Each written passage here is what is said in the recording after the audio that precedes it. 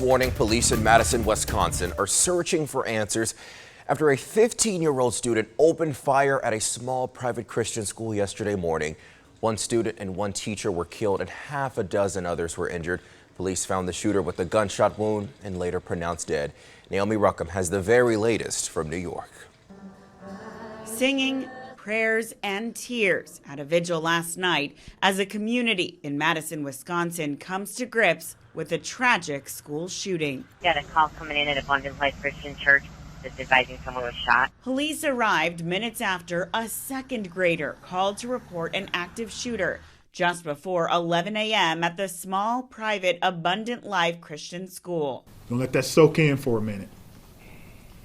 A second grade student called 911. This sixth grader said he heard the gunshots while sitting in English class. We heard them and then some people started fighting and then just waited till the police came. Police say one teenage student and one teacher were killed. At least 6 other people were wounded. A speaker at last night's vigil said the teacher was a substitute for another educator who had called out sick. Meanwhile, police have identified the shooter as 15-year-old student Natalie Rupnow, who went by the name Samantha. They say she was pronounced dead on the way to the hospital, adding that a 9mm handgun was recovered from the scene. We're not going to rush the information.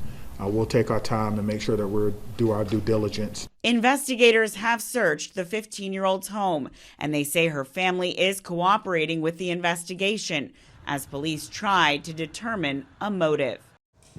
Police say at least 2 of those wounded in the shooting have been released from the hospital. 2 students have life-threatening critical injuries. The Madison police chief last night adds his agency is working with state and federal law enforcement in their investigation. They're also cautioning the public not to believe everything they read on social media about the shooting or the shooter.